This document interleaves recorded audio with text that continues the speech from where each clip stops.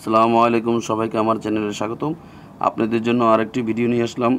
তো ভিন্নধর্মী এই ভিডিওটি আপনাদের জন্য খুবই দরকারি। যারা বিদেশে আছেন, কাতার, ওমান, দুবাই, গ্রিস এবং সৌদি আরবে আছেন, অনেকেই আমাকে বলেছেন, ভাই কীভাবে আমাদের প্যানিসের অনেকেই মেসেজ চেয়েছেন। তো আমি তাদেরকে বলেছি আমি খুব শীঘ্রই আপনাদের জন্য একটা ভিডিও নিয়ে আসবো, যার মাধ্যমে আপনারা বিদেশে থেকেই আপনাদের অন্ততপক্ষে মালিশটা বাংলাদেশ থেকে নেওয়ার আগ পর্যন্ত কীভাবে আপনারা এই ওষুধ নিজেই তৈরি করে নিতে পারবেন ঘরে। তো আসুন আমি দেখিয়ে দিই কীভাবে আপনারা তৈরি করবেন। এখানে প্রায় 80 মিলির মতো, 80 মিলির চেয়ে একটু কম, 100 মিলির নিচে আর কি, সরিষার তেল, কালিজিরার তেল আছে।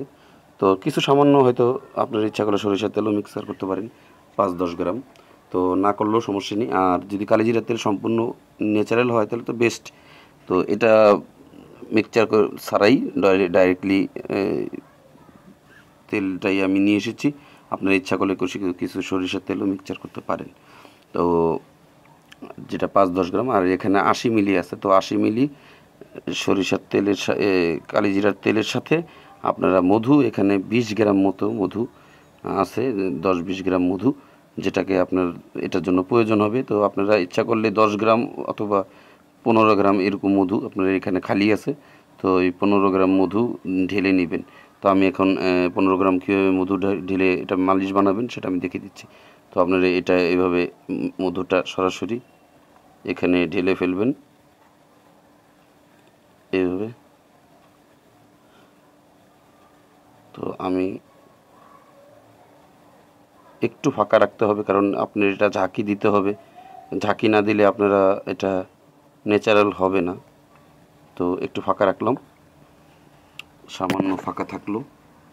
তো এভাবে এটা ভরার পরে 20 গ্রাম, 80 গ্রাম থেকে 100 গ্রাম তেল নেবেন। যদি আপনাদের এখানে আমার পরিমাপের সামান্য হয়তো বোতল নাও থাকতে পারে, তো মেপে যদি পারেন ভালো হয়। 100 গ্রাম থেকে 80 গ্রাম কালিজিরার তেল। আর যদি এটার সাথে সরিষার তেল মিক্স করতে চান, সেখানে 20 গ্রাম অথবা 10 গ্রাম সরিষার তেল মিক্স করবেন। আর সাথে 20 থেকে 10 গ্রাম, 10-20 গ্রাম আপনারা অথবা 30 গ্রামও মিক্স করতে পারেন। সেটা হচ্ছে মধু, এটা পিওর মধু যেটা, সেটা মিক্স করবেন। এবার মিক্স করার পরে মিশ্রিত অংশটিকে এটাকে ভালো মতো আপনারা আটকিয়ে নেবেন, সিপি দ্বারা আটকাবেন। আমিও আটকিয়ে নিচ্ছি। তো আটকিয়ে এটাকে খুব ভালোভাবে ঝাঁকাবেন, এভাবে ঝাঁকাবেন, এভাবে ঝাঁকাবেন।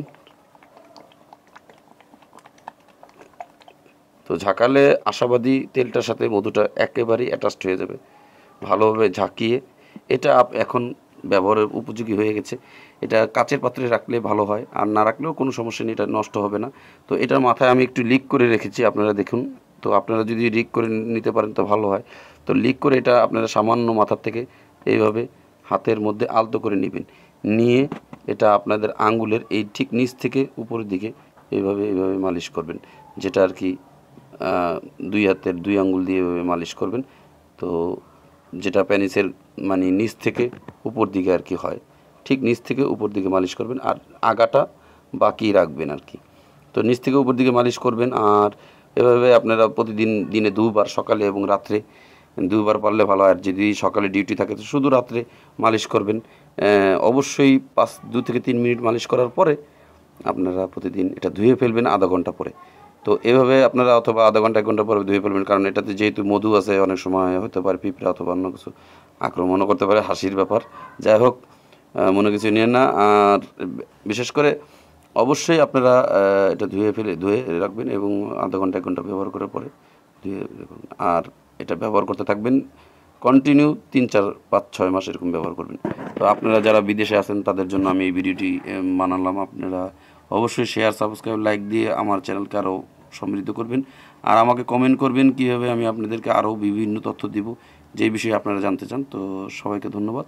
আসসালামু আলাইকুম।